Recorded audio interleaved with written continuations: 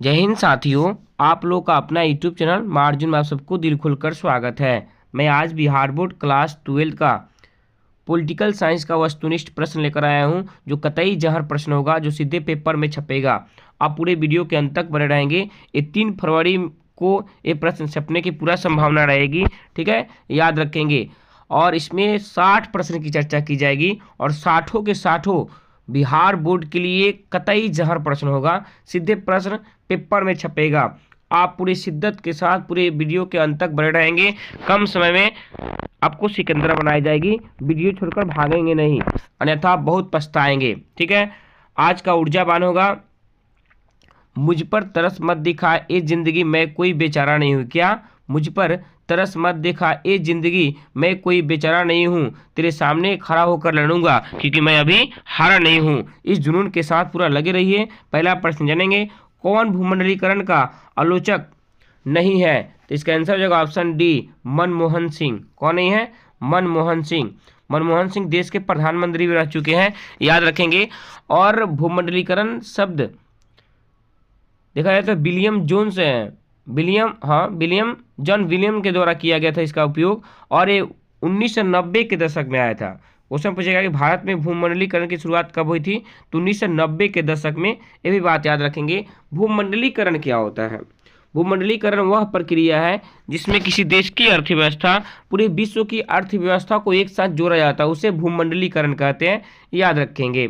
अगला प्रश्न है 2 नंबर, किसने कहा कि साम्राज्यवाद पूंजीवाद का अंतिम चरण है? तो इसका आंसर हो जाएगा ऑप्शन बी, V.I. लेनिन ने कहा था। कौन कहा था? V.I. लेनिन ने। देखा जाए तो रूसी क्रांति जो हुआ था उसमें दो व्यक्तियों का हम पहलू दिखाई दे रहा था। एक था रूस की तरफ से जो राजा हुआ करता था, जिसका नाम था जार निकोलस द्वितीय, और जार निकोलस द्वितीय को हटाने का काम किए लेनिन।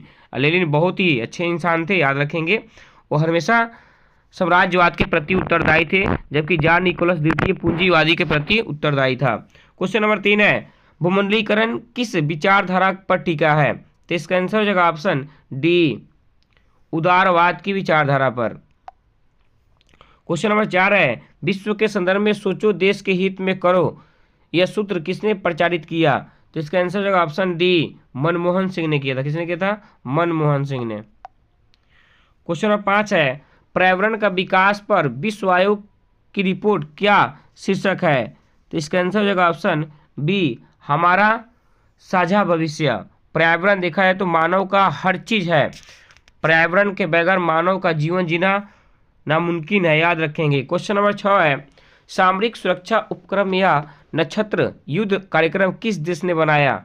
तो इसका आंसर हो जाएगा ऑप्शन ए, संयुक्त राज्य अमेरिका ने, USA। क्वेश्चन नंबर 7 है, 1992 का पृथ्वी शिखर सम्मेलन का उद्घाटन किसने किया? तो इसका आंसर होगा ऑप्शन बी, डॉक्टर घाली ने किया था। कौन किया था? डॉक्टर घाली। और 1992 की बात आती है तो प्रथम पृथ्वी सम्मेलन का आयोजन 3 जून से लेकर 14 जून 1992 में रियो डी जेनेरो ब्राजील में किया गया था, और इसमें लगभग 178 देशों ने भाग लिया था। और इसमें सबसे बड़ा पहलू क्या था कि एजेंडा 21 को लागू करना था, और एजेंडा 21 को लागू किया गया। और इस सम्मेलन में ग्लोबल वार्मिंग, वन संरक्षण, जैव विविधता का सबसे बड़ा पहलू था, याद रखेंगे, उसको रोकना था। अगला प्रश्न है 8 नंबर, 1992 के पृथ्वी शिखर सम्मेलन में निश्चित किया गया। तो इसका आंसर होगा ऑप्शन सी, सभी राज्य पर्यावरण प्रदूषण को रोको और जैव विविधता बनाए रखना इसका सबसे बड़ा पहलू था। यानी जितने भी पृथ्वी सम्मेलन हुए थे, सबका उद्देश्य था पर्यावरण को प्रदूषण से बचाव करना। पहला पृथ्वी सम्मेलन 1992 में हुआ था, दूसरा पृथ्वी सम्मेलन 5 साल बाद यानी 1997 में हुआ था, और तीसरा पृथ्वी सम्मेलन 2002 में हुआ था, और चौथा पृथ्वी सम्मेलन 2012 में हुआ था, याद रखेंगे। क्वेश्चन नंबर 9 है, क्योटो प्रोटोकॉल के अंतर्गत राज्य का दायित्व है कि? इसका आंसर होगा ऑप्शन ए, विषैली गैसों की मात्रा को सीमित की जाए, यानी पर्यावरण में जितने भी प्रदूषण फैल रहा है उसको रोका जाए, उसको खत्म किया जाए। क्योटो प्रोटोकॉल का सबसे बड़ा पहलू था। क्योटो प्रोटोकॉल क्या होता है? क्योटो प्रोटोकॉल दिसंबर 1997 में लाया गया था। एक जापान में इस सम्मेलन का आयोजित किया गया था। इसमें 159 देश भाग लिए थे। याद रखेंगे, इसमें उद्देश्य क्या था कि जितनी भी विषैली गैसों का बढ़ावा हो रहा है पर्यावरण में, उसको खत्म करना। इसी मुताबिक एक समझौता हो, इसका कहा गया मेटेरियल समझौता 1987, 16 सितंबर 1987, ये भी याद रखेंगे। और 16 सितंबर को ओजोन परत दिवस मनाई जाती है। क्वेश्चन नंबर 10 है, किस वर्ष में विश्व व्यापार संगठन की स्थापना की गई? ऑप्शन डी हो जाएगा 1995 में, 1 जनवरी 1995। इसका मुख्यालय कहाँ है? Geneva. WTO world trade organisation. 11 number है, संयुक्त राष्ट्र संघ का वर्तमान महासचिव कौन है? तो एंटोनियो गुटरेस है। ऑप्शन डी हो जाएगा एंटोनियो गुटरेस। क्वेश्चन नंबर 12 है, संयुक्त राष्ट्र संघ की स्थापना कब की गई थी? तो 24 अक्टूबर 1945 में किया गया था। संयुक्त राष्ट्र संघ यूएनओ, यूनाइटेड नेशन ऑर्गेनाइजेशन, दुनिया का सबसे बड़ा संगठन है और 193 देश इसमें सम्मिलित है। और देखा जाए इसका मुख्यालय न्यूयॉर्क बताया जाता है। और इसका स्थापना द्वितीय विश्व युद्ध के बाद किया गया था। द्वितीय विश्व युद्ध के बाद किया गया था, अमेरिका के पूर्व राष्ट्रपति फ्रैंकलिन डी रूजवेल्ट के द्वारा। याद रखेंगे। क्वेश्चन नंबर 13 होगा, मानव अधिकार परिषद की स्थापना कब की गई थी? तो इसका आंसर होगा ऑप्शन सी, 2006 में की गई थी। क्वेश्चन नंबर 14 है, विश्व व्यापार संगठन निम्नलिखित में से किस संगठन का उत्तराधिकारी है? तो इसका आंसर हो जाएगा option A, general agreement on trade and tariff. Question number 15 है, संयुक्त राष्ट्र संघ की स्थापना की उत्तरदायित्व तत्व इनमें से कौन नहीं है? तो इसका आंसर हो जाएगा ऑप्शन डी, चेंजूस समझौता। क्वेश्चन नंबर 16 है, अंतर्राष्ट्रीय अणु ऊर्जा अभिकरण की स्थापना कब की गई थी? तो इसका आंसर हो जाएगा ऑप्शन बी, 1957 में। क्वेश्चन नंबर 17 है, निम्नलिखित में से कौन आसियान का सदस्य है? तो इसका आंसर होगा option B, Indonesia. Question number 18 है, निम्नलिखित में से किस देश ने खुले द्वार की नीति अपनाई थी? तो इसका आंसर होगा ऑप्शन डी, चीन ने। क्वेश्चन नंबर 8वां में दिया गया, खुले द्वार की नीति किसने अपनाई थी? तो चीन ने। याद रखेंगे, ऑप्शन डी हो जाएगा भैया। क्वेश्चन नंबर 19 है, यूरो क्या है? तो इसका आंसर हो जाएगा ऑप्शन सी, यूरोपीय संघ सदस्यों की मुद्रा है। क्या है? यूरोपीय संघ सदस्यों की मुद्रा, यानी यूरो एक मुद्रा का नाम है। इस तरह भारत की मुद्रा क्या होता है? रुपया। क्वेश्चन नंबर 20 है, निम्नलिखित में से कौन एक देश नहीं है? तब का आंसर हो जाएगा सी, हांगकांग। क्वेश्चन नंबर 21 है, जर्मनी का एकीकरण कब हुआ था? तो इसका आंसर होगा ऑप्शन सी, 1990 में। और क्लास 10th में 1871 पढ़ाया गया है, यानी इसका आंसर होगा 1990। याद रखेंगे। 22 नंबर है, विश्व को इंटरनेट की सुविधा किस देश की देन है? तो इसका आंसर हो जाएगा ऑप्शन सी, संयुक्त राज्य अमेरिका। जो इंटरनेट हम लोग यूज करते हैं, किसका देन है? तो अमेरिका का कंपनी है। याद रखेंगे। क्वेश्चन नंबर 23 है, कुवैत पर किस राज्य ने कब्जा कर लिया था? तो इसका आंसर हो जाएगा ऑप्शन बी, इराक ने, जिसे रानी बगदाद है। क्वेश्चन नंबर 24 है, बाराक ओबामा किस देश के राष्ट्रपति थे? तो इसका आंसर हो जाएगा ऑप्शन ए, अमेरिका के। क्वेश्चन नंबर 25 है, किस संधि ने सभी प्रकार के परमाणु परीक्षणों पर प्रतिबंध लगा दिया? तो इसका आंसर हो जाएगा ऑप्शन सी, व्यापक परीक्षण प्रतिबंध संधि। क्वेश्चन नंबर 26 है, किस देश के प्रभुत्व ने एक ध्रुवीयता स्थापित की? तो इसका आंसर होगा option D, America. Question number 27 है, यूएसए द्वारा इराक पर आक्रमण से संबंधित निम्नलिखित में से कौन सा कथन गलत है? तो इसका आंसर होगा ऑप्शन बी, संयुक्त राष्ट्र संघ ने इराक पर आक्रमण करने की सहमति दी थी। सही बात है। क्वेश्चन नंबर 28 है, सोवियत संघ में कितने संघीय गणराज्य थे? तो इसका आंसर हो जाएगा ऑप्शन डी, 15 देशों का समूह था, जिसका विघटन 1991 में हो गया शीत युद्ध के कारण।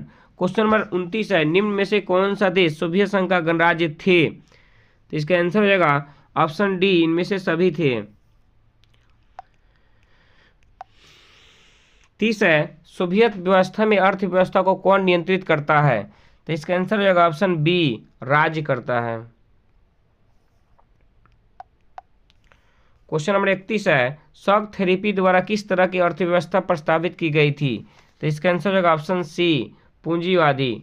पूंजीवादी एक ऐसी विचारधारा होती है जिसमें उत्पादनों एवं साधनों पर किसी खास व्यक्ति का अधिकार होता है, सरकार का अधिकार नहीं होता, उसे पूंजीवाद कहा जाता है। क्वेश्चन नंबर 32 है, राज्य विधानमंडल में विधान परिषद को जाना जाता है, तो इसका आंसर होगा ऑप्शन ए, उच्च सदन। उच्च सदन, निम्न सदन। क्वेश्चन नंबर 33 है, बिहार विधान परिषद में सदस्यों की संख्या कितनी होती है, तो इसका आंसर हो जाएगा ऑप्शन सी, 243। इसी पर चुनाव हुआ था हाल ही में बिहार में। क्वेश्चन नंबर 34 है, विधानसभा की बैठक में गणपूर्ति के लिए कम से कम कितने सदस्य की उपस्थिति आवश्यक है, आंसर हो जाएगा 1/10 या 10। 35 है, एक साल में विधानसभा कितने अधिवेशन आवश्यक है, तो इसका आंसर होगा ऑप्शन ए, 2 बार कम से कम, 6 महीना पर। 36 है, 73वें संशोधन द्वारा भारतीय संविधान की कौन सी सूची जोड़ी गई, तो इस याद रखेंगे, बड़ा इंपॉर्टेंट क्वेश्चन होगा सर। ऑप्शन सी हो जाएगा 11वीं पंचवर्षीय योजना, 11वीं अनुसूची। 37 नंबर है, सर्वप्रथम किस राज्य में महिलाओं को पंचायतों में 50% आरक्षण दिया गया था, तो इसका आंसर होगा ऑप्शन सी, बिहार में पंचायती राज व्यवस्था में दिया गया था। जो पंचायती राज व्यवस्था की स्थापना 2 अक्टूबर 1959 में बलवंत राय मेहता समिति की सिफारिश पर की गई थी। क्वेश्चन नंबर 38 है, कहाँ पे की गई थी, राजस्थान के नागौर जिला में। 38 है, निम्न में से कौन इकोनॉमिक ऑफ प्रिवेंशंस के लेखक है, ऑप्शन हो जाएगा डी, जेसी कुमारपा। 39 है, भारत में सबसे पहले कौन सी गठबंधन सरकार अपना कार्यकाल पूर्ण नहीं कर सकी, तो इसका आंसर होगा ऑप्शन डी,